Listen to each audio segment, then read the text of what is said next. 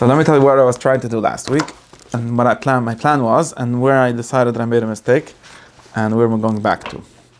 So what I tried to do is like this. We have this way of thinking of the soul, or what it is. And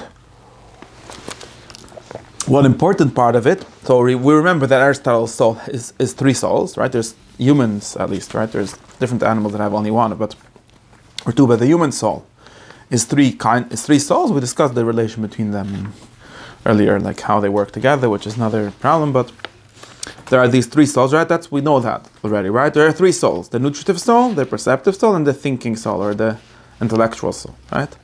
Those are three things that humans do, right? Because soul is just the word for the form of what humans are or can do, right? The can do is sort of some kind of can do is the soul, but the actualizing it is the completion of the soul. So that's the soul existing in act. And these are three different things, right? The nutritive, the perceptive, and the intellective. Okay, those are the three things.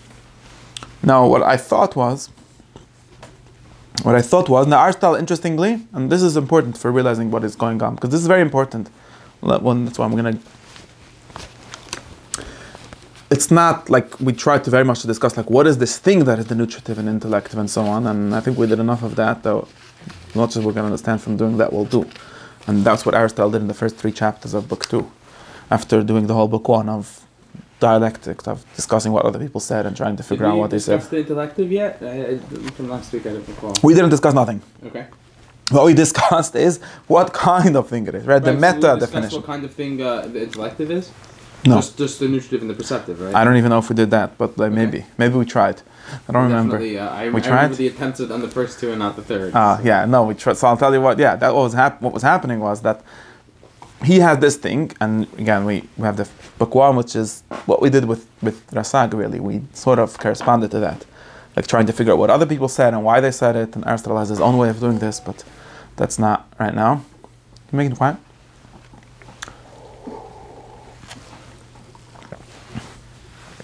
Make this thing quiet. Yeah? Phone thing. Oh. It's bothering me. And then what he did in his first 3 chapters of Book 2 was to try to give he calls it the meta definition. Like what kind of thing are we looking for? Or what kind of thing is this thing called soul? And for that we have to understand the whole concept of form and actuality and so on. And that's what we got at, right? And then we have to discuss. And for that we had to discuss many different concepts to even understand that. But really, if we understand it's the form of some kind of activity or something that happens, right? In other words, the soul is there is no soul, that's important. There is no soul, this was part of a discussion in chapter 3. There is no soul besides for the nutritive, or the thing, the power of nutrition, the faculty of nutrition, the nutritive, the nutrizers, as maybe we should do the correct translation, and the perceiver and the thinker, the intellectizer. That is what the soul is. There's not like these are things the soul does. Well, those are things the soul does, which means the soul is the thing that does those things, right? This is the full definition. There's nothing besides for that thing, right? Which is why we have the question: is there even such a thing, soul, besides for that? Like, is there a kind of genre? Is there a kind of kind, right? Is there a kind called soul, or are these 3 separate things, or do they have a relation? And his answer was sort of that they're one thing in the sense. Well, he gave an example. That was remember? I'm not going to talk about this, but his answer was that they have a relation in what we call the one-way relation, right? Because you can't perceive without neutralizing, and you can't think without perceiving. Right, which led us to think that the perceiving soul accomplishes nutrition by exactly, and maybe it reorganizes. Maybe the humans who have all 3. The perceiving soul and the intellectual soul also has something to do with the nutrition and so on. Okay, this leads us to all these questions. It's not entirely clear what it exactly means. People have disagreed about this forever, but I'm just explaining why we get to this question. Right? We get to this question because it's not like you have like what we said, right? It's not like Plato who has a battery and then that battery does whatever the machine is, right? His soul is the machine. This is important. Maybe we'll get to Plato and understand, right? His soul is the form of the machine, of the thing that it does, right? It's not an extra power. So the soul is all these things. That's what it is. And like we discussed, he doesn't want, he's bothered by that might mean that there isn't any unified soul at all, and he has an answer for that question, okay? Whatever the answer is, we discussed already and tried to get at that. Stimmt? Mm-hmm. But what that means is that we really need to, if you want to understand the soul, just like any definition, we can't just give the sort of, he calls it sometimes empty dialectical definition. You can't give you an empty definition. A soul is that which allows the human to do all these things. You have to actually explain what all these things are, right? What is nutrition, what is perception, and what is thought? Because that will be the explanation of the soul. Now you remember that this doesn't mean explaining how it works, because that's the material cause, right? That's not the soul, that's the body. Or the body with the soul, right? Because of course, matter itself doesn't do nothing. But, doesn't it make sense? So this, I'm just cutting it off. What is the science of the soul? The science of the soul is the explanation of what these things are. What is nutrition, what is perception, and what is thought. We have to understand that. But we don't have to understand that in the sense. There's two senses of understanding that, right? We don't have to understand it in the sense that a doctor understands that. This was one of the first things, right? It has to do with understanding matter and form. Right? Mm-hmm. We don't, it's in other words, the book on the soul. So this is weird, right? If you look on the book, most of the book, like we just, the thing that we did last month, sort of, was you can understand how it discusses the soul. But the rest of it doesn't discuss that. It discusses how perception works, or what perception is. Most of the book is about perception, like more than half of it. And then discusses how thought works, and then discusses how movement works. Those are what it discusses. And once we've identified that the soul is a form, the form of the body, then we discuss what this form, exactly. It's not just a form, an empty form. It's the form of the the form of the body, or the form of the live living body, right? Is that it perceives and does these three things, mm-hmm. which means, and that's why his book is mostly about, a big part of his book is what perception is, because perception seems to be the most complicated thing. There's entire 5 senses, and we need to understand that whole story, and also but what thought is, and also what nutrition is. But this is important. So this is like a question that people would have. Like you writing a book on the soul, I would expect to have, I don't know, what should a book on the soul be about? Well, in our understanding. Yeah, hour before we came to Aristotle. You wouldn't expect that. Just is it clear? You wouldn't expect it to be mostly about how senses work. Right. Right. Someone would say, "Well, that's a science book. Very interesting how the eye works." But what's it got to do with the soul? You might want to study its material. You might want to study. But over here, its material is the bodies. And if it's not matter, you might want to study its whatever. I don't know what it does in heaven before it was born or whatever. Right. All kind of magic stuff. That's just heaven material. It's not. Exactly. And Aristotle, because he has this idea of the soul being something in between, it's neither, like he said, the people who were correct who said the soul is neither the body nor something separate from it. Or entirely separate from it. So it's something in between, in other words, the form of the body. So what he needs to discuss is this form, what it is. It's not an empty form, it's not just like a power of doing something, it's the form of life. And life means 3 things: nutrition, perception, and thought. At least mortal life. Immortal life just means thought. But life, it means at least these 3 things. And therefore, his book about the soul is a book about life, which means it's a book about perception, nutrition, and thought, which is what it mostly needs to explain, because just to say it's that doesn't really help us much. But what it's not is not a book about how thought works, or not a book about how perception works, and the physical sense, and the physical level, because he would tell, his way of saying that would be, I have a book about that, it's the next book I'm writing. It might be the biology. The biology, for example, doesn't talk about perception, it talks about reproduction. There's books of biology, like how does reproduction work? What does the seed? Where does the seed go? How does the seed become into an embryo? That would be the material account, or not entirely material. The form only, but it's an account that only makes sense in matter, right? Biology is something that never doesn't have there has a form. It happens by a form, right? It doesn't have a form that's a living form. It's no, it does. In other words, it doesn't happen. It just only that it doesn't happen outside of a matter. Nutrition is the form which causes, it's the cause of the what we call the nutritive soul, is the cause of nutrition in the body. The cause of nutrition in the body's soul, really. Not there's no such thing as the body, in the body's soul, which is the person. But the workings of the digestive system, these are just things that belong to the matter as it is informed, but not to the form side of that equation. It's the same story. That's what I'm trying to think. It's not like there's a body and a soul, and this is about the body and this is about the soul, because they're not. That's not the whole story. It's about the form as the form. Like what is we would say the concept, but that's not the correct word. But what is the organizing principle of this thing? And we can explain that. That's why we have metaphysics. That's in this sense, the Book of the Soul is a book of metaphysics. It doesn't belong to physics. I think if I speak about a painting, I could speak about, let's say, the person in the painting, or I could speak about the paint types. Like almost the universal in it. Maybe entirely the universal in it. You could speak about what kind of thing, what kind of conditions that it need to fulfill in order to be a painting of a person. So you're talking about what the person is. You're not talking about what kind of paint store I need to go to buy the kind of paint that would make me do that. Right. But it's still true that the kind of paint that I need to do is the one that conforms to the form. It's not just another story. It's not entirely disconnected. There isn't like you can't make a painting, even a painting, which is not a living thing, but you can't even make a painting of a person and have just the body of the painting without it being a painting of that person. It wouldn't be a painting either. That's the important thing. That's why this turns into a problem for Aristotelian psychology. People have to be living in order for that to be the form. Exactly, and just like any other form of matter, it's not very different.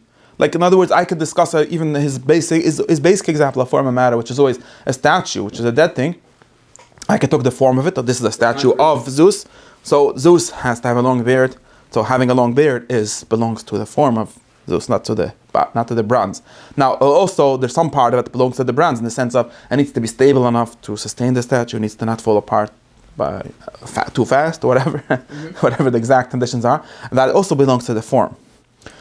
But it doesn't. We don't need to know like what bronze is. The form as matter, not the form as form. The matter. No, the form. Form. No, the form in the sense of that. What allows this thing to be that? In other words, for example, in order for, like we call it, talk about the concepts or the faculties or the causes. Like what causes this human being to be able to grow through food? It needs to have that. It needs to have the soul or the kind of thing that can take in food and grow. And what kind of thing does food need to be for that? Well, I can give you the definition of that. But now you ask me, well, how does the food look? Or well, it will just be an incidental thing. But if you ask me questions like how it looks or different questions, those would be questions that happen only to the body and form. It doesn't ever happen to the form itself. It's not a definition of the form itself. And therefore, it doesn't belong to the book on the soul. It's an interesting subject. It belongs to science. But if I talk about Zeus, as let's say, as Zeus is, when I speak about the statue, then I'm speaking about only his form. I don't need the bronze to talk about. But even talking about that is still about the soul. Even talking about what kind of bronze has to be for the statue of Zeus. We're not talking about Zeus at all. Talking about the statue of Zeus. Because the soul is the form of it. It's still that's the form of this thing. That's the form. I'm referring to it. No, that's part of talking about the soul, though. It's still because there's the form of that thing. What it's not talking about is the things that are not that. But it's talking about what it is the form of, not what the form is, right? No, it's the form of. All forms are forms of. He's not a Platonist. I know. I'm trying to say not a Platonist. No, I'm not trying to say we're not talking about the form as it's outside of matter. From the matter, but it can be separated intellectually, right? Or on a certain level of analysis, we can speak about the form without speaking about the matter, right? We're speaking about Zeus, but that's not what he's trying to do. He's not trying to do math, which is according to him speaking of that form of things without speaking about the matter of things. He's trying because he is trying to think of this statue of Zeus, not thinking about the idea of Zeus separate from the statue. But at least we can say that we're looking at it. No, that's not what he's doing, and that's okay. One thing that you can do, but that's not when he says in the beginning that I want to talk about anger, or even I want to talk about the life. He's talking about the mortal life. He's talking about life which is in matter, but he's talking about the life of it, not about the matter of it. And then there would be parts that are the matter of that. In other words, that only happen, that belong. No, it belongs to both. That's what I'm trying to get at. It belongs to both. The story of like how digestion works belongs to the soul and matter composite, which is what we call a person, and not to the soul itself, which is why it belongs to biology or whatever science that would be, and not to the soul science. I don't understand that. There's 3 different levels, okay? You speak about the form, the matter, the matter form, right? Whatever the form matter. Whatever. Exactly. Now the form, like we had in the beginning of the book, right?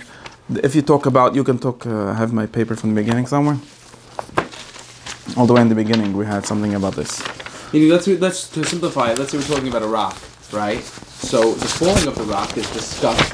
Obviously, the matter form of the rock is what falls, but that's is physics, which is about, well, it's about changing things, but it's about the falling of the rock is part of belongs entirely to the form of the rock.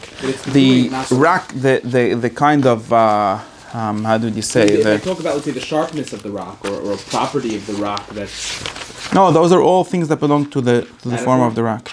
No, all things that belong to the form of the rock. Right. It's only things. That's the matter that the rock can be something else, right? No, that would be the question of what the rock is made out of. Yeah. Right. But that's also not what we're talking about, right? What we want to talk about is something like what I want to not talk about, right? What I'm saying. What we don't talk about. I'm just trying to explain a very basic thing, which is let's try to understand what we're saying in our story, because that's all I'm trying to get at. I'm trying to explain that there are three different levels of discussion here. Two of them we're discussing in this book, and one of them not. That's what I need to get at, okay? And which one are we not discussing? The matter portion? So first, let's give the facts, and then you'll try to figure out the definition of it. Okay. What we don't discuss is the question of, let's take the emotion of anger that he discusses in the beginning of the book. That's his example. We can talk about, he doesn't actually talk about anger in this book, so that's another discussion. maybe that whole thing is incorrect. But let's take that as an example. We can talk about anger in the sense of what anger is. In other words, anger is something I'm angry at something. So anger means basically boils down to something like, I think what you're doing is wrong or hurts me, something like that. That's a entirely dialectical definition, he calls it, or what we would call a metaphysical definition. Right? Doesn't do anything, doesn't have anything to do with anything. It's like a form without a matter, right? Entirely form without. I don't need to talk about blood or anything like that to talk about it. Exactly, and I don't even need to talk about the. No, that's why you have to wait. I'm a step before the blood. Exactly. I don't even need to talk about people or about things that are angry or about people being angry or about two people being angry at each other. I mean, we could talk about the form without talking about what it's the form of. Exactly. I don't need to talk. That's what I was saying. Right. Okay. That's not the blood. You flew 2 steps down. And right. The blood is the matter of free form. I could give you another definition. Now that would be, in other words, that's a kind of anger that theoretically God could have. Okay, a God could be angry. How can a God be angry? I don't know if the God, but a God could be angry in the sense of not agreeing with this state of affairs, which was what anger is in the thing. It's not an emotion. Just to be clear, that's not an emotion even, because that's what we call an emotion, right? It's an intellectual thing. In other words, it's the definition. Anger just means. I don't remember. He said he had a word for it. An attitude towards a proposition. Yeah. No, it is. Right. Anger in the end of the first chapter, he would say, like, if you ask the Socrates question, right? What is it? What is anger? It is, he said, to grow angry is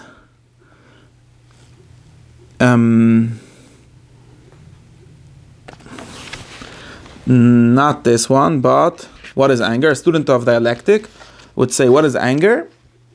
He say something like this. This is what he said. An appetite for giving pain in return. Now that's his translation. Or something, some such thing. So anger means an attitude for me hurting. The idea that I should hurt you because you hurt me. Like Miss College okay. Style. Yeah. No, it's just working with the definition. Right. That's what anger, that's what Aristotle says anger is, and other people. That's what anger is. Now God can do that too. You don't need a body for that. Understand? There's no. It's not the form of a body at all. It's an idea. It happens to be instantiated, like a computer. You could run the same program on entirely different hardware, and because the program has nothing to do with the hardware. It's not that happens to be the same information can be encoded in different ways. That's totally irrelevant. The encoding is totally irrelevant. Same thing. Okay, I can have. So this is the top definition. This is the dialectical definition. This is the metaphysical definition. This is what Socrates was usually interested in. Because Socrates wasn't interested in physics at all, like says sometimes. He only wants to know. Well, he was only interested in ethics. Called the formal definition. Yeah. There's the extreme formal definition, the Platonic formal definition. The matterless form. The form separate definition. Yeah. Then we could talk about. Someone else would say. Empedocles would say something like this, right? Empedocles was the scientist in those days. Important to remember, who didn't invent scientism, was a very ancient He's an anatomist, right? Empedocles? No, not an anatomist. But he was the guy that came up with the four He was elements. a Anaxagoras, right? Yeah, but he is the guy that came up with the four elements. Oh, and okay. and he's the one. I didn't think of someone else. And he's the one that came and he would tell you. He would tell you something like this. He would tell you anger is a kind of movement in your body. That's what his answer to Socrates' question would be. And Socrates was fond of going around and asking everyone, what is it? I forget how it says, it was in Greek. Anyways, he wanted to know what everything is. You talking about something, what is it? That's how you'd get people to drive them nuts. And so different people, that's what I'm saying. Some person, I mean, this is a discussion that he would have. And Aristotle is basing himself on this kind of question always. Some person would say that anger is like giving pain in return for pain. That's anger. And for example, the opposite of that, in other words, justice, would be giving good, or maybe this is a part of justice. But chesed, or whatever, the kindness would be giving pleasure in return for pleasure. These are all entirely formal definitions, exactly. It's got nothing to do with anything, with any bodies. Someone else, a body person, right? Someone that believes is a sort of materialist, would say anger, I don't know what that means. Those things don't exist, not relevant to me. What I'm going to say is that anger is blood, hot blood moving around next to your heart. That's exactly what he says. Because that's what anger is. In other words, this is the explanation. You have to remember, it's like Machloikis. Aristotle will say both are right. That's his whole shtick. And the Neoplatonists take it way further and say everyone is right. But you have to understand what they're saying. First, there's a Machloikis. Like modern scientists tend to be on the empedocles side in this.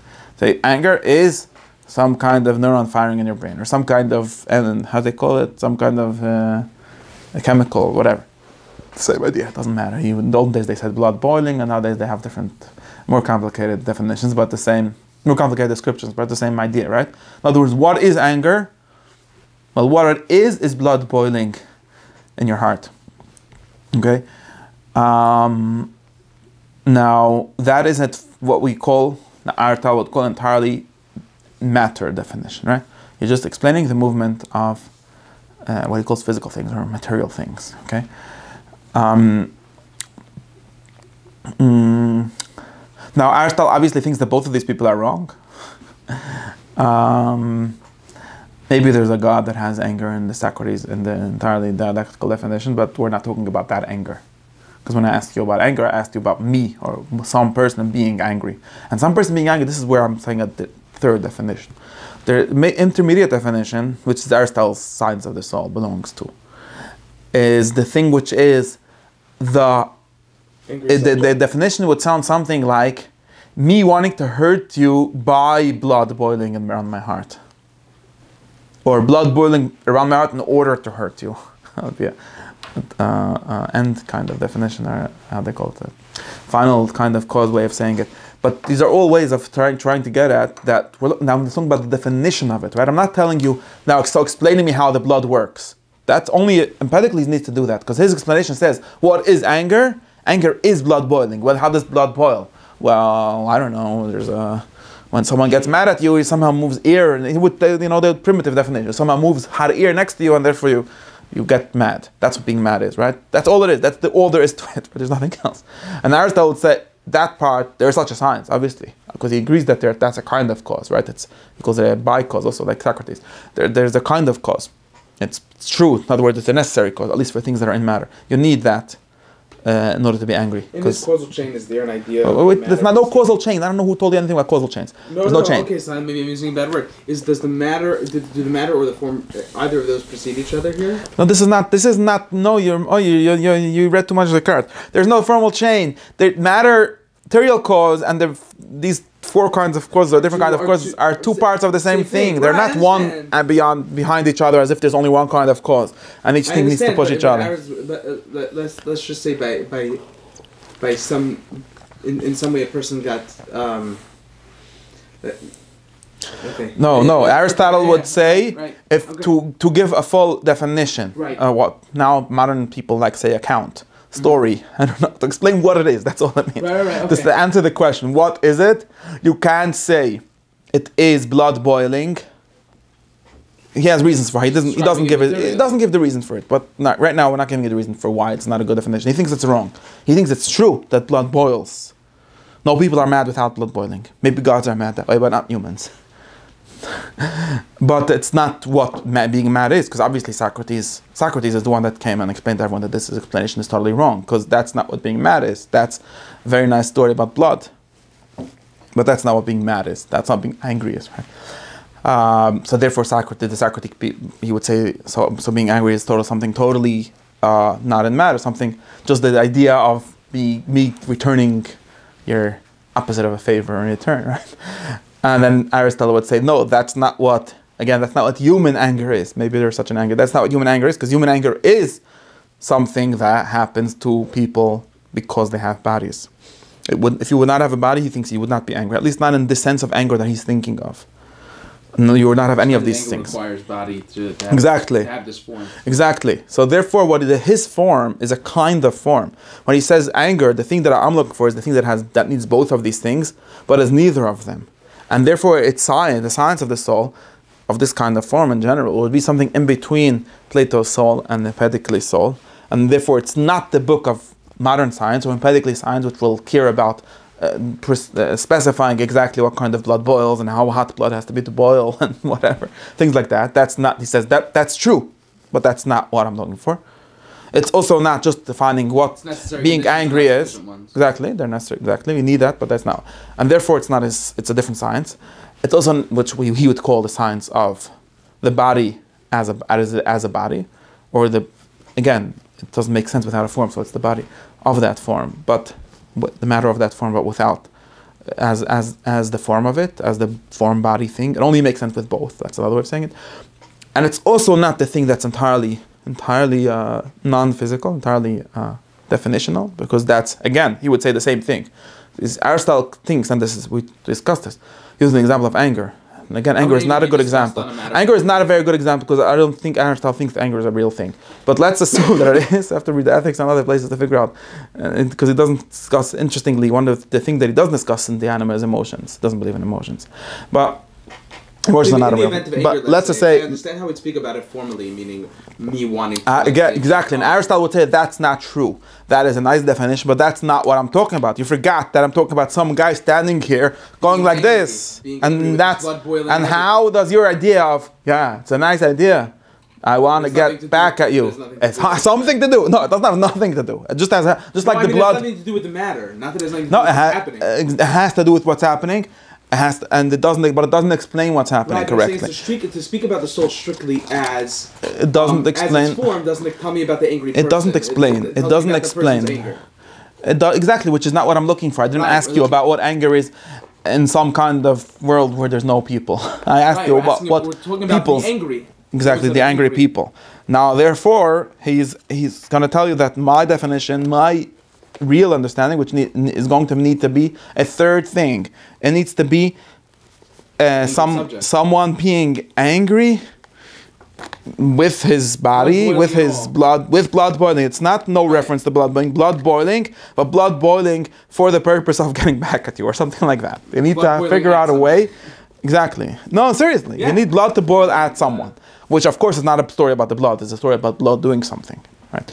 So that's what my soul is. That's what his soul, the kind of thing that his soul is. Right. Now, this to be very clear, this is a kind of thing. So this explanation itself is a formal explanation, right? It's not a scientific, what we call scientific explanation. It's not a material explanation. It doesn't explain you how it works. I'm not gonna, my continuing research on this is not going to be, okay, so now let's go find out how the blood works. That's a nice research, but it's not what I asked you. And it's also not going to be, let's find out how anger, maybe that is, I don't know. What it is explaining this thing. What kind of thing is the thing that gets blood boils when someone else mad at him? That's what's going to be interesting about. That's the thing that he's studying in this book. It's a very hard thing to study because people keep on jumping to one of the two other things. Exactly. People keep on saying, okay, so are you finally going to tell me how perception works? Like, how things go into the eye? No, I'm going to tell you how perception works in the sense of how it works that this thing that's outside of you somehow gets inside of you. That's what I want to know. But I'm not want to know like perception in the Olam Atzilis. I don't care about Olam Atzilis. That's a nice story, but that's not what I'm after. But I'm also not after, you understand? He's after the how it works, or in the very. That's why I say all of Aristotle's things. All of Aristotle's things are like this. They're in some sense closer to us. How did I say? They're closer to experience, It's not but talking about sight harder or to eyes, understand. It's talking about seeing. Exactly. I want to talk about sight, not about eyes. Well, not But even sight. I want to talk about seeing, not sight. No. I want to talk about sight and seeing and the seen. All those three things are important. That's what we're getting to today, hopefully.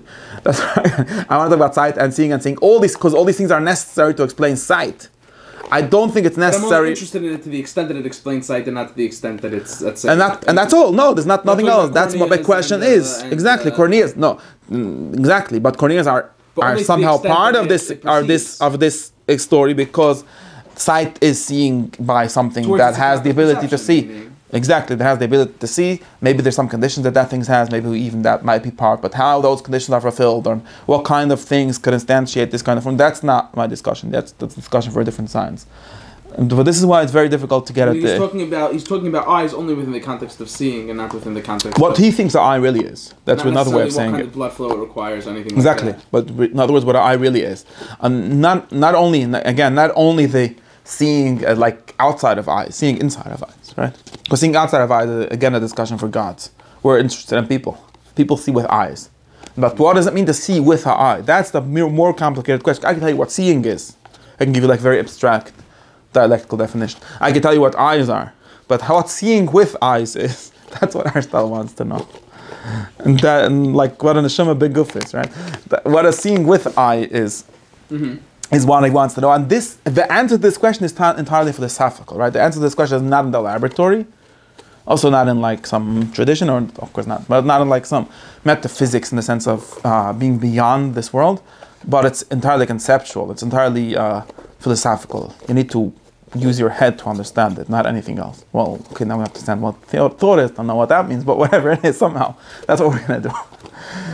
I don't know what I finish a learner. This is the first chapter, all the way in the beginning. Maybe we'll start to understand. Right. No, I think I only got confused with the. Now we're example start. Maybe we'll start to understand. No, but no, it's fine. Now maybe we could try to understand why again. There's these three levels of discussion, and we're interested in two of them, and not the third, or whatever my numbers are in my head. In other words, and you can write it down, there's one discussion which is what kind of thing a soul is. Again, this is the condition. The soul is the middle thing over here. That's what this kind of thing it is, right? In the most general sense, when we say that soul is the form of a body, blah, blah, blah, blah, blah. Whatever the longer definition of that is, or the second actuality of the body and of the living thing and so on. And then, that's something that people like. In other words, people understand that that's philosophical, because that's a philosophical discussion. Like is a soul like a separate thing, like Plato said? Is it something material, like some other people say? Is it something in between? Okay, it's something in between, right?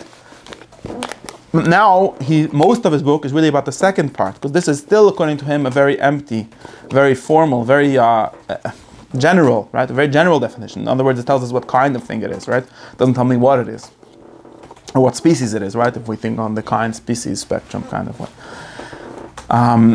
Which means, since the soul is the nutritive and the how did I say, the perceptive and the intellectual, which is all it is, then you need to explain what nutrition is.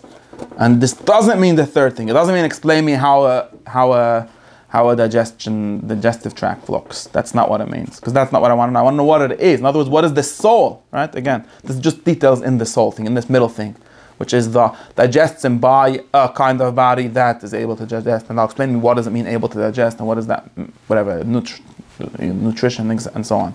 That's what it's about. And the same thing with perception. And that's why perception is maybe, according to him, the most interesting things about animals, possibly. At least the things that is most specific to animals. And most of his time gets spent by explaining perception in the philosophical sense, right? Not explaining perception in the most general sense, like in the entirely metaphysical sense, like perception is that you know things, or that you know things outside. Well, thank you very much. But now, what is perception? What is sight? How is sight different than hearing, right? Are they both the same thing? Oh, why are there two senses? Why do we call them two senses? What is this even all about, right? We have to explain each sense. What is this? What do all senses have in common? What do they have separately? Etc., etc., etc. So is he interested in discussing the form as absence from the matter, like without including the discussion about the matter? No, he wants to talk in this book. Again, he wants the form of the matter. Right. He doesn't believe in any other forms, anyways. No, but what do you mean? It doesn't believe that these forms can exist, but they could be spoken. You could speak about anger without speaking about blood or people that have blood boiling. Yeah, but again, that's not. He thinks that that's sort of empty I'm not saying this thing because about of the that, kind he of wants to forms avoid that he that believes in. discussion. No, because of the kind of forms that he believes in. Because he doesn't that he He thinks doesn't makes think that there can be a sense. form without the blood. Again, boiling because like he said about the No, soul. yeah, If you yeah, tell yeah, me, yeah, if you yeah, tell me yeah. that a soul is just a power to move or something like that, well, you didn't answer my question. My question was why this thing moves, not why there is movement. Thank you very much. There's movement. So since my question was how this thing moves, I don't want to know about movement in the sky, or I don't want to know about some form that does that. I want to know how this thing moves and how this is the form of that. In the same way. Which two things does he? Which two of three?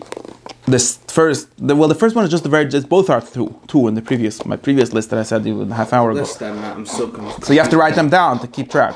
Right, we can speak about the matter, we can speak about the form, we can speak about the matter form, right? No, that's so from that list. We only want to speak about the matter form. No, that list is not connect, not true. We don't want to speak about the matter form. According to that list, the correct definition of that list, we only want to speak about the form. If that's the list. If that's the list, then we only want to speak about the form in this book. Okay, what would be because the matter form is biology. Biology is also about matter form, remember. Only physics even talks about, like in one chapter, about the matter without the form, which would be prime matter. We always talk about matter form. That's the things that we see. We don't see anything else. Our senses don't even sense things that don't have form. So, so matter form is biology. What you want to think of is that the matter form as a form. That's the way he says it, right? Substance qua form. Matter form, which is another way of saying substance. The form of the body. Substance is matter form, although sometimes we would say it's more of a form, whatever, it doesn't matter. Matter form is substance. We're speaking about the matter form without referencing the matter. Only in the form of the matter form. Matter form as form. That's what we want to know. Right, okay. That's in that language, I don't like using other people's lists. This is Aristotle's list. I made my own list to confuse you. That's Aristotle's list. According to Aristotle's list, he's talking about the matter form as form. And yeah, qua just the word for as, so never use it again. I don't know. Yeah, as it relates to, right? Not as it relates to, as it is, as form, and not as form, not in form, not about form itself or about matter itself, exactly. And also not about the matter form as matter, because that's a discussion for material sciences, for biology and sciences like that. Okay. Science of perception. Can I just go over this to make sure I understand it? There's other books about perception, for example. So we could speak about, I'm trying to give a good example. Because again, these are formal definitions. That's why I can tell you very simply. What he wants to know is how. He does want to speak about falling. Let's just, can I just... No, you have to talk about the person. He doesn't want to talk about what kind of blood boils around the heart. We're talking about a more That's the matter form. That's the matter form as matter. He doesn't want to talk about anger as wanting to give back to someone, because that's the matter form. That's form, not even matter form. Too much form. Because that's not what he wants to know. He wants to know how this person is angry. What causes this person? What it means for this person to be angry? He doesn't want to speak about, let's say, not even anger, being angry. He doesn't want to speak about being angry at. He only wants to speak about people being angry. Exactly, because he says, "Well, I never asked you anything about anger in itself. Who cares about that? I want to know why this person is angry, or what it means for this person to be angry. Right? What's the cause? It's all the same word. Right? That's all he ever wants to talk about. At least not in these books." My other three things was that I want to know what kind of thing can be that kind of thing. So can I divide it into four things and then make myself confused? No, you can't make the four things. There's matter form there's form itself, which doesn't exist. There's outside the mind. That exists in the mind, which means that when we discuss it, what we're discussing is matter form as form. And there's matter form as matter. Right. And then there's matter itself, which doesn't exist either. Right. Yeah, this is no problem. I'm saying when I said speaking about the form, I meant to say the form of the matter. You form, not the form you like using other people's words. I hate using other people's words, which means that we don't understand each other. Okay, which words am I using? This whole matter form matter. I don't know what that means. I understand this. I understand that I don't want to know about the person. I want to know exactly. I don't want to know about growing in itself or something like that. Whatever growing means. I want to know what living bodies growing means. I also don't want to know how growth works in our regular in the science book sense, like that's why, right? Like we have to discuss this, right? Because most people think that's an explanation and it's not, right? You ask me how do people eat and grow? People don't. That's already a very advanced question. But Tati, what are people? Or how do trees grow? Whatever, how do people grow? Well, they take in food and then their stomach breaks down the food into this and that and... Okay, but how do people grow? You get it? There are two questions, right? You know this already, right? Because you just... Right? I'm not sure. No? That what? This is the form. This is what we're trying to get at, right? We could read the inside and see how he says it. You'll understand. But what he says is, I tell when you okay, we want. You can speak about what happens when things become bigger. No. Listen, what I want to know. I don't this tree example. I totally don't understand. How the trees grow. Tati, how the trees grow. So the thing is like this: Tati could be in Socrates and say, well, he could be just like from guy and say Hashem makes them grow, which doesn't answer the question. Just might answer. It might answer some part of the question in Aristotle's sense, but maybe that's deficient cause. In other words, maybe God causes the push makes the trees grow, and so on, but doesn't answer his real question, which is, at least it's not the full answer. Meaning, when he says that it's by taking it takes in the form, it takes in the food and then becomes bigger. But how does that make it grow? Exactly. That's the follow-up question, right? Exactly. And that's like a question that most people might think is not a question, but he thinks is the most important question. And the answer is by the form of by the soul. That's the answer. That's just a word for that. That which makes it grow by taking in food. That's the only thing he's interested in right now. That makes sense? He doesn't want to separate the process from what. No, the process is only process, process is only how the material cause of that, or the what it's made out of. The Platonists want to separate the process from what's undergoing it, right? Who? The Platonists want to separate this process from what's undergoing the process. They say Platonists and ultimately the plant becoming bigger. There's something called growth, right? I'm saying is what the Aristotle's trying to avoid. By saying different things. I'm not talking about that. There isn't a little malach yelling grow, grow, grow, right? That's not what's happening. That the soul is not the malach yelling grow, grow, grow, right? It's what is. Yeah, forget about Plato. Plato ultimately thinks that trees don't exist, so that's not our discussion right now. I'm saying about Aristotle. I need to avoid. I'm not worried now about avoiding Plato. Aristotle does not think the soul is. That's what I'm interested in more is avoiding science, because science tells you trees grow because there's different parts in the soil and you can break it down and the tree breaks it down and all of that. And then Aristotle goes and says, but you didn't answer my question. That's the more interesting part, okay? He also says the same thing to Plato, but most people understand that. At least I think they understand that. They say he didn't answer the question. But he also says that to the scientist. He says this in Empedocles in the chapter that I was trying to read. He says that he has specific ways of saying it, but the most general way of saying it is that you didn't answer my question. Because I didn't answer I didn't ask. I mean, maybe it's part of my question, but it's not the whole question, because you told me things get broken down and then those things convert into those things, blah blah blah blah blah. Okay, and he says, okay, but how does trees grow by that? Like, how does this whole story make trees grow by taking in food and we're taking in nutrition? He didn't ask what happened to the wood. He asked what happened to the tree growing. You just ask the how or what is it that causes this tree to grow by water going into that? Like, what does that mean? I think the question of what that means is the best way to say it to not normal people. What does that mean? So, in other words, one way of saying this would be to say something like, so are you telling me that there's no trees? Right? That's how I will show you that your answer is not a good answer. So you tell me there's not really such a thing as trees. Right? There's only this little, really, you have to put on your science glass and see a bunch of little things moving between each other, and when they're somehow in some configuration, we call it a big tree. Is the small tree the same one that became a big tree? Well, no, only by convention, right? That's what, again, some ancient people said already, long before modern scientists. The modern scientists say the same thing. That's what Epicurus said. That's what all of the physicalists that Aristotle is always hacking on said that. There's no such a thing as trees. Only trees by convention. And that's very nice, but it didn't answer my question. It just said that my question was illegitimate. As long as you think my question was a good question, then you have to have an answer for what caused the small tree to become a big tree. Now, it didn't just not become into a big tree. It actually became into a big tree in a certain way, right? By getting sunlight and water and whatever other things trees need to grow, right? So my explanation needs your answer, my answer. In other words, what is the soul of a tree? What is a tree? Right? Same question. Is what is this thing What is the explanation or the meaning of a tree? But meaning and explanation are the same word. Mean the same thing. What is the meaning of a tree becoming a bigger tree by taking in food? Okay, that's this question. Mm-hmm. Don't answer me that there's a whole process. I know that. Or maybe I didn't know that. Thank you very much. But that wasn't my question. Mm-hmm.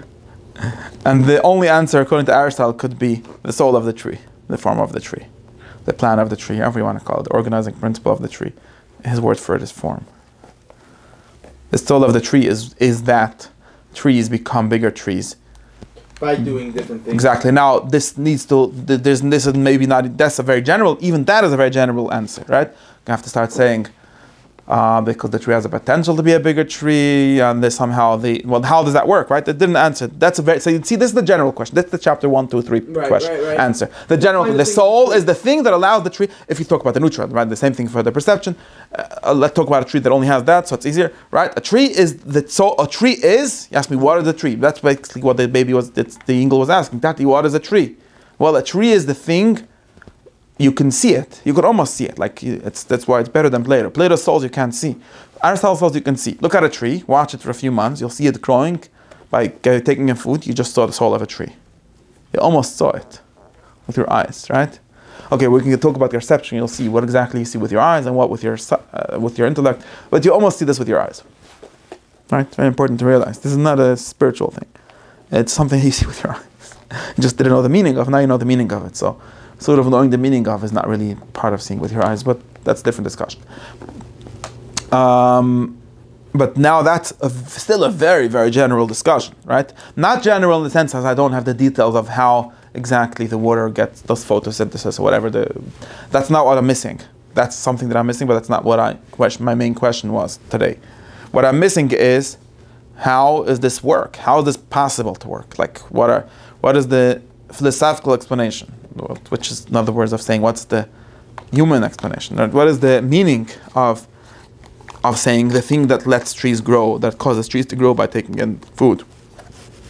What does that mean? Can you explain that a little better to me? I don't even have a good word for asking my question, but I feel that it's very general. You just gave me, even in some sense, Aristotle says this, right? You sort of answered me in a very circular way. Yeah, the thing that causes trees to take in food and grow is the thing that causes things to take in food and grow. Thank you very much. It's not really an empty definition because it's like the being of the tree. So it's referring to something, but not very helpful. So what its next step, and that's the next step of the rest of the book, is doing this for nutrition and perception and intellect and movement, is explaining this better. Explaining what does it mean. The answer is that when he asks you can't just say the soul. You say to be a tree is to take in water and light and do these things and grow. That is the growing of the tree. Exactly, that is the growing of the tree. That is the growing of the tree. It's not the matter of the tree, it's the growing of the tree. Well, the nutrition of the tree. Growing is not the nutrition, meaning growing by taking in food and more things, reproducing, whatever. The whole life cycle of the tree. But that doesn't help us. That's it's a very general definition. And almost empty. Maybe not entirely empty, but it's almost empty. But it definitely gives us a framework of analysis. Yes, it gave us a huge amount of things. So it gave us the form of the form, so to speak, right? You get what I'm saying? No. I'm not going to even try to work through it. It gave us, if there's like kinds of things, there's kinds of forms, right? Right. There's different kinds of forms. There are forms of angels, forms of gods, forms of living things, forms of dead things, right? Now you know what we discussed until now, and all the things was to try to think what kind of form a living thing has. Okay. You understand? The form of the form, not the form of form like Plato's. Okay. What kind of form it is, and that's why it's not empty. We have some kind of words to work with this, but it still didn't answer the question in a very specific way. Mm-hmm. And this is why what we still need to do, and it's going to help us when we do this. You'll see that you also understand what we're saying until now much better. Because like every time you do things in detail, you understand them. You actually can, like from the image, from the thought, you can see like what is this thing that we're even looking for? What is this form that we're even looking for? And you'll see certain examples, certain lines. He actually shows you, like where the physicalist description is missing something, and where the Platonic description is missing something. And you'll see what. What time is it? So that's what we have to do, and that's why the rest of his book is about explaining these things. Again, not about explaining what perception is in the most general sense. Also, not explaining the what we would call the science way. He doesn't call that science. To him, this is science. That's like it's part of science. It's like the material side of the matter part science. Exactly. It's what Socrates called the what it's causing with. You should listen to one of my Plato whatever classes about causing and causing with. Right? Plato said, Socrates said that if you ask me why I'm in jail and I didn't escape, well, the scientific answer is because my feet are here and they didn't move. Since they didn't move, they're in the prison. That's a very stupid answer. He didn't answer the question. Right? These are like confusing levels of analysis. In other words, he's asking me with what I didn't move. That's what Plato said. Socrates said, well, I didn't move with my feet. But it's me that does the moving, and I have a reason for not escaping, which is, well, don't ask me, some theory that I have to listen to the laws of the city and whatever.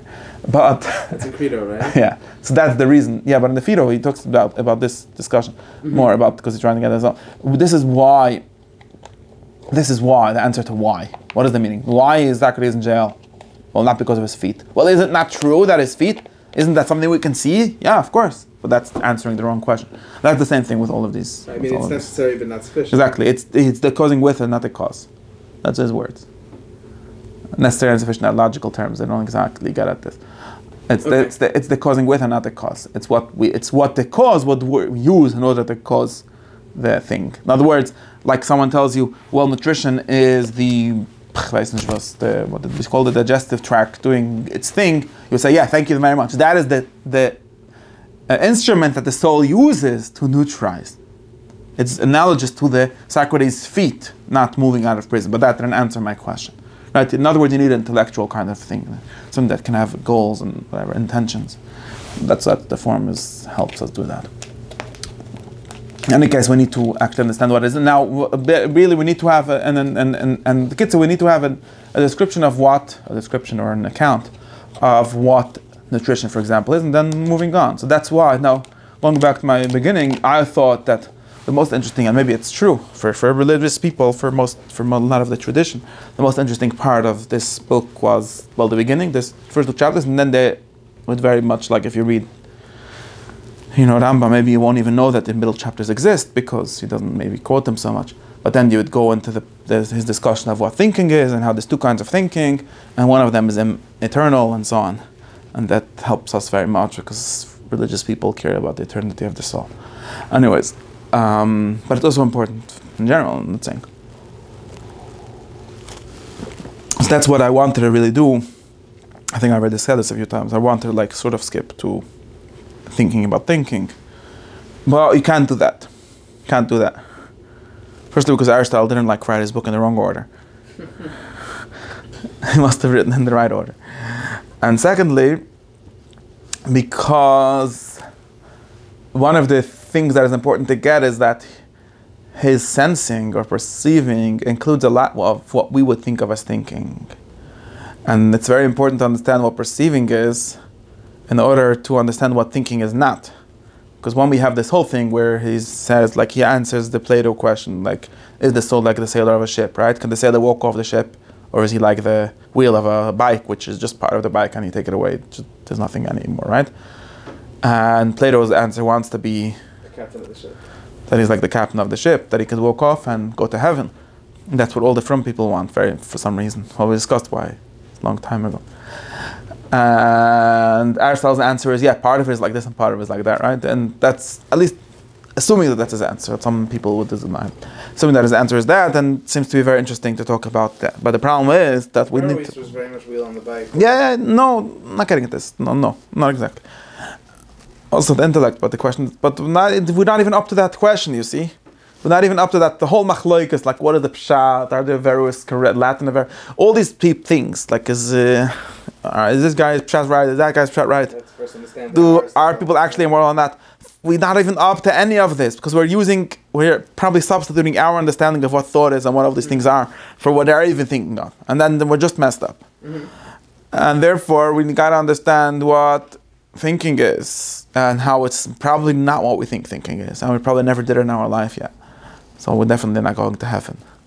Meanwhile, or maybe Unless you don't believe in the Rambam's theory and you just go to heaven with your body. Like Eliyahu Navi. That's the pshat.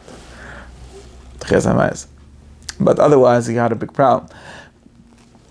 And in other words, if this is a separate part, we need to know exactly which part it is. And it's not the part that does computing, for example, or whatever. But the point is, we need to understand everything from the beginning. That's one thing. And secondly, that's one reason why we can't just jump to that, because we're going to skip the whole thing of what perceiving does and how the senses work, which probably does most of what we think of as thinking is doing.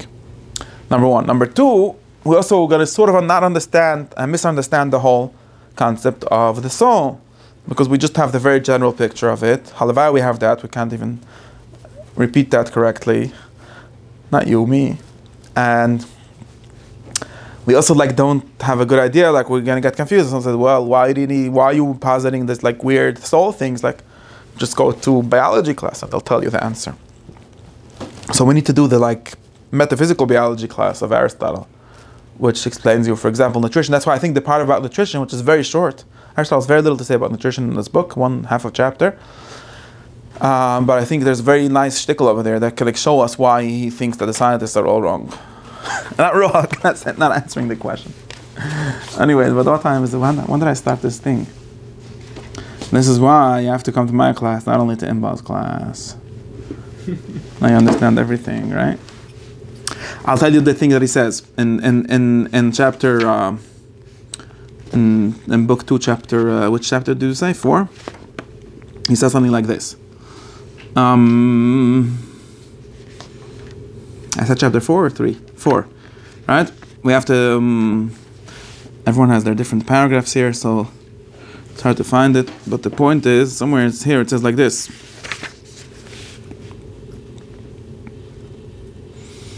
There's a lot of things that he says.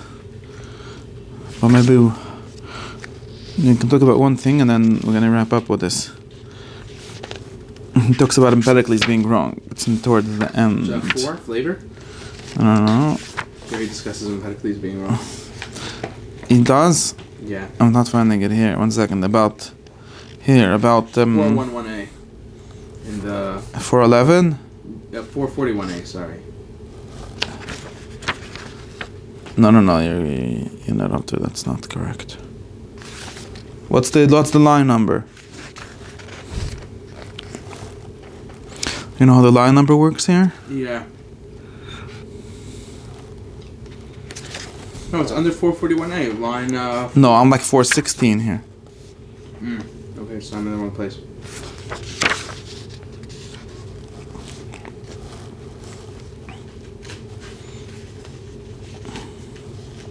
It's here, and Empedocles did not speak finally about this, and that's this guy's translation. It's in 415b, line 27. About.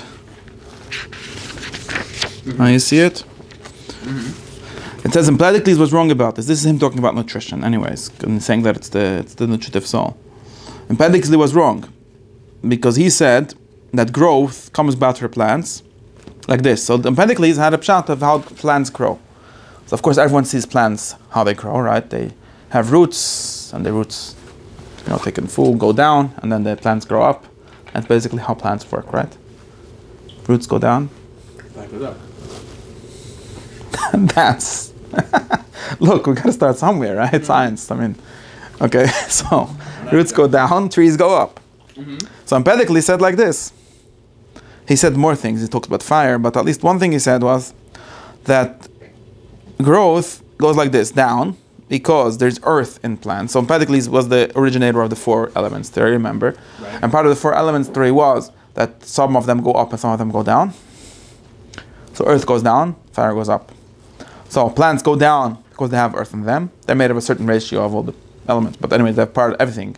Right? So they have some earth, goes down. That's the roots going down. Now you understand how the roots go down. How does the rest go up? So that's the nature of earth. Then because they have fire, they go up, right? So now, according to Empedocles, plants are intelligible. Now we understand plants. Now Aristotle says that this is messed up. He doesn't say that it's messed up. He says he doesn't speak finally. He spoke nicer than me. I have spoken correctly in my translation. No. So this is a very literal translation. So you have to not speak finely. So he says, firstly, he says a few things about this. He says, number one, he didn't even understand what up and down means. Because up and down isn't the same for everything. Because what does up mean? Like, are we doing, in other words, what Aristotle is saying is that you've got a very simplistic understanding of nature. Like, there's up and down. Okay, plants go up and down. Very simple. Up, I know it goes up. Fine. I know it goes down earth. Up and down. Thank you very much. What's the plants up? But, exactly. So Aristotle says, well, was I trying to explain why our plants are have parts closer to the sky and parts closer to the middle of the earth or whatever? That wasn't what we were trying to understand.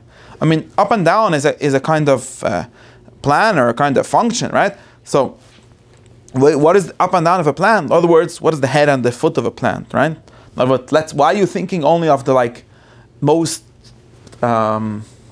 basic or most physical or most extended part of the plant? That's not what a plant is. A plant isn't the thing. Is that true that a plant is the thing that goes up and down? Come on, a plant is a root is more than just going down. It's a root, right? So if you think about it as Aristotle, the root is actually is the up. Because again, remember, plants are things that take in food and somehow through that grow. Now, which part of the plant takes in food? At least he's assuming that it's the root. Okay, at least it's true for most of the food, right? And which part is growing? Like the rest of it. So where do animals take in food from their feet? No, from their head. Now, what we call an animal's head, do we mean to say the part that has this shape? Well, that's not interesting. It's a function, right? Head is a function. An organ is a function. So the head of the plant is actually not the up meaning the head, right? It's not the direction up, the cardinal direction. Who cares about the cardinal direction? Do plants grow according to the cardinal direction? He's going to say that in a minute. That's also not true. That's not what's interesting to me. What's interesting to me is the function, right? The plant taking in something and through that growing. So why do you even talk about up and down? Is up and down what I'm looking for explanation?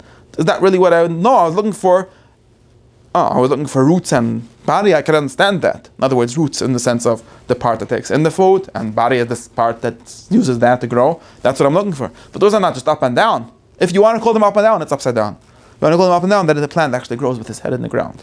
Right? Yeah, very important. Yeah.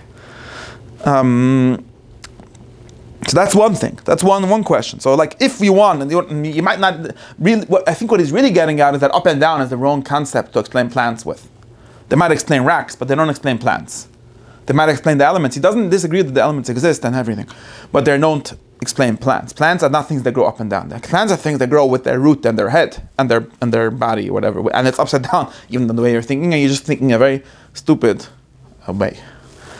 That's number one. And number two, what is it that holds it together? They're in opposite directions. So now I was asking another question, like a very basic question, and this is a good question for most of. Continuity within the plant. For most, no, it's this. I always like to try to make his questions as stupid as possible, because otherwise people start saying, "Well, modern science has a more complicated account," and therefore, look, the question is very simple. You said, let's assume that your shit is, again, going back to your thing. Plants go up and down. Very simple. I know what goes up. I know what goes down. Those are the two things in plants that are making them go up and down. So Aristotle says, okay, and why does it ever stop going up and down? That's a very simple way of saying it. You always thinking very complex. Do they go up and down? Okay, so then it seems to me that it should go up and up, and then it should separate from the part that are going down, right? What is keeping them together? It should break in half. Plants should at this point, all the plants should be, all the fire should come out, and all the fire should come exactly. out, and should go down. Exactly. At some point, all the roots should be in the ground, and all the trees should be in the sky. Like why? Plant. That's in other words. Again, he's getting back to the same thing. A plant is not a thing that goes up and down, or partially goes up and partially goes down. And it's true that part of it goes up and part of it goes down. But what is the whole thing, right? It's a thing that partially goes up and partially goes down. So that's the thing that's holding them together. According to you, they should have been separated by now, right? So now, if there's something that prevents it, now thank you very much. Now you have a third thing, besides for water and besides for earth and fire, you've got a third thing. Preventer. Do you have a? Thank you very much. Hadu d'chsev sol. Now you've got your mind side empirically. Your explanation didn't actually explain what you're trying to explain. I agree that there's earth and things and so on in the plant, but that's not what I was looking for. I was looking for the thing that's a plant, which is both of them. And your explanation always needs a third thing, which is both of them, and that's the ratio, or the logos. Or this all, same thing.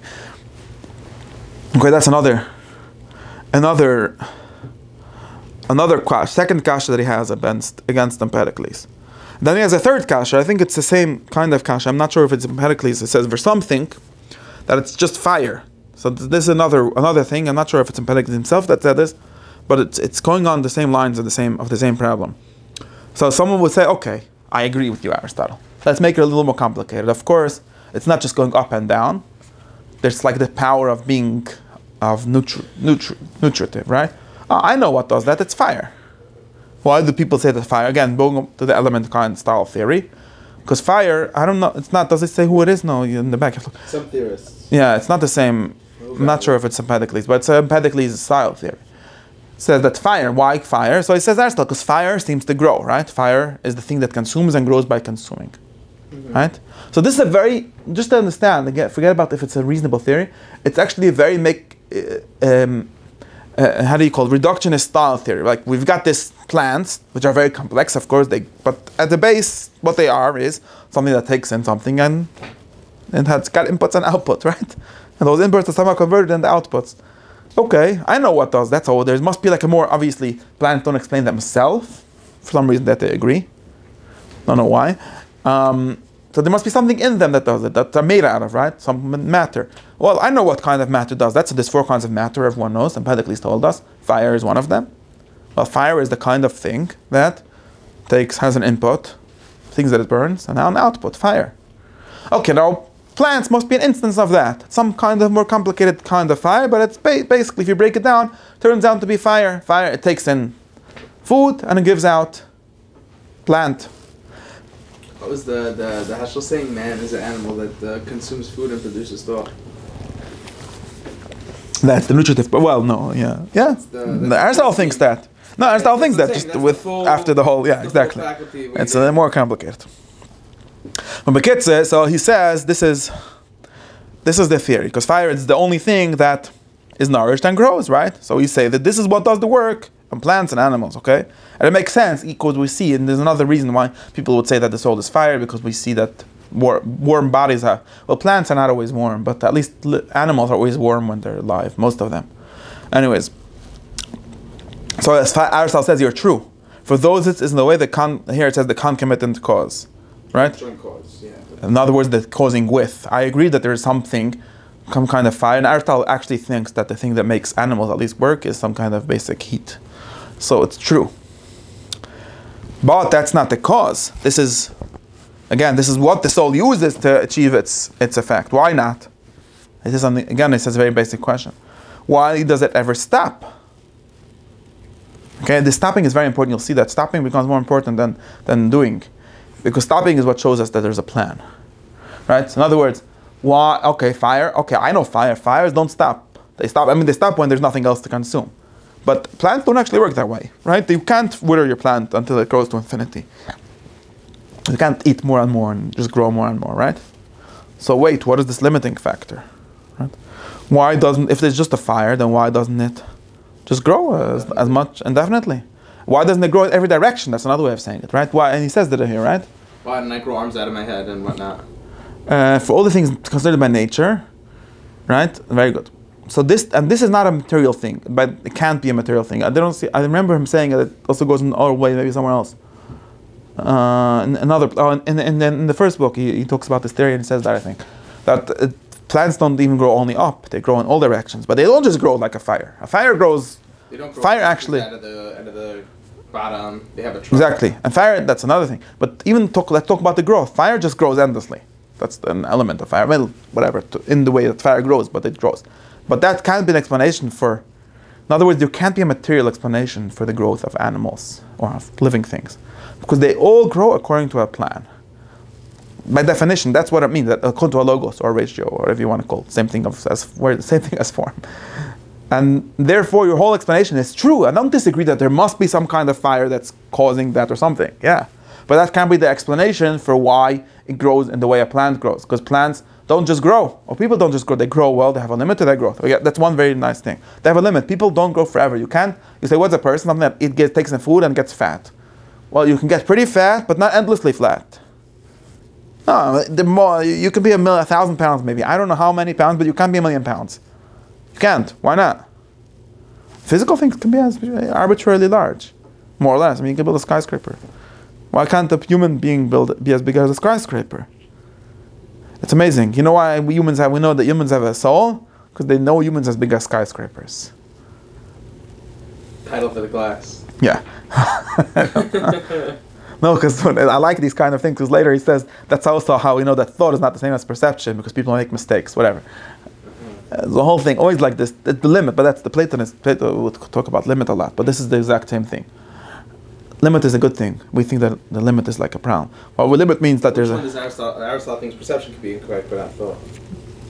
No, but not. Perception can be incorrect. Thought can be incorrect, but not perception. The opposite. Okay. Exactly the opposite that you would expect. I wasn't sure which one. Yeah. But that's for... it can't be both. No, what he's doing over there is saying that perception and thought can't be the same thing, because perception is never wrong and thought is sometimes wrong. And if thought is wrong, then perception can't explain it. Okay, that's for now. Just saying that that's also kind of a limit, but not exactly the same thing. I'm just saying, just like in my poetic mind, I mean similar. Like, people don't grow forever, which is why they have a soul. People make mistakes, which is why they have an intellectual soul. And there must be something analogous to perception. I don't remember what. But the nutritive soul is a soul because it doesn't just grow. It stops growing at some point. Which is another way of saying it grows according to a logos. It knows where to, another way of saying it knows where it wants to grow. That's what logos means, right? It knows where it wants to grow. It needs to be a kind of mind in it. It doesn't have to be a separate mind, but it needs to have a mind. People don't eat and have their brains become bigger. What? People don't eat and then just have their brains, meaning if someone eats too much, it's not their brain that becomes bigger. It goes somewhere. Well, the brain becomes bigger too, but not only. Oh, they don't get smarter, usually. Right. Why not? Maybe you do. I mean, sure, you could. No, you do some. In some sense, you do, but in the correct sense. In other words, people eat a lie. I don't think they're smarter. because they eat in the wrong way. Like if you're malnourished, your brain won't work, right? There's a certain amount of nutrition that your brain needs. Now, of course, it's not endlessly true. And the same thing, you can't scale up a person. By the way, you can't scale up although Mr. Yudkowsky thinks you could, you can't, because even matter has some kind of limit. And by the way, it's not true that you can make an arbitrary large. Whatever. You can't have an arbitrary large skyscraper either, although I pretended that you do. Although I pretended that you could. Wait, I pretended that you could. You can't make a skyscraper as large as you could, because there's actually a more of a form in matter too than people think, right? At some size it stops working. I don't know, maybe it's way bigger than you think, but at some size. In other words, matter doesn't scale up forever either, because it has a mind in it, some kind of mind. Nothing scales up forever. Nothing. Like if things would, in other words, this is important. If you think of the world in an entirely materialistic way, everything should be able to be infinitely large, or arbitrarily large. But the fact that you can't do that, at least, no, you can't. It's not just living things that have this constraint. No, of course not. Living things are more complex, they're even more constrained. but everything is constrained. I mean, you can't. By degree or also by type? No. Again, this is like an argument against reductionism, right? Sort of an argument against reductionism. Maybe by type, but I'm not sure. That's not related to form, related to life, which is a kind of form according to Aristotle. So, not really. If you're talking about nature, you remember those things. Right. That's what it does, because it is what it. Yeah, but that's all true for all natural things. But all natural things, so let's talk about all natural things. Artificial things can't be bigger than the natural things that they're made out of. That's the big thing.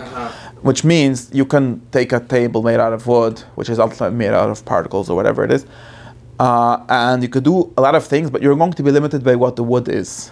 Wood can be made very large, but not infinitely large. Why not? At some point, engineer will give you a description of what happens, right? The load doesn't have enough load bearing capacity, and it's going to have too much pressure, and it's going to collapse, going to become something else. And this shouldn't be true if everything just boils down to being smaller things, which are really the things they are. In other words, there's a difference. The scale shows you that there's, right? This is the basic problem of that emergence is trying to solve, and so on, right? It's things at different scales act in different ways, right? In other words, the explanation of something doesn't boil down to what it's made out of, because then it should be able to be endlessly large, right? Does this make sense? Yeah, it makes sense. Yeah. If all that there is to being a book is being 2 pages stuck together, okay, so when does that stop being true? Why can't I add 1,000 pages to a book? Well, you can add 1,000 pages. Why can't I add 1,000,000 pages to a book? Well, it's going to be a very big book. No, it's not going to be a very big book. It's going to be something different than a book. And also, it probably will fall apart. So a book is not just that. A book is something, well, you have to add something. It's something according to a plan, or something that fulfills some kind of condition of, something. A book is something that you can be read, right? So since I can't read a 1,000,000,000-page large book, that's not a book. Even though it's materially a book. Even imagining that you could make a book like that, well, people would say, well, that's just a problem that you have. No, it's a problem that the books have. I can't. There's not a book. It's gonna be something else. I don't know what it will be, but not a book. A human being 600 miles large is not gonna be a human being. It's gonna be a monster. Which means that humans are not just hands and feet. There's something else. It's a limiting thing. That's why I'm trying to get it. It's something that makes it smaller. It makes you smaller. That's why it's good, because it shows how these things make people smaller, not bigger, and that's why the reductionists actually have a bigger world. Yeah, the soul is the limit of the thing.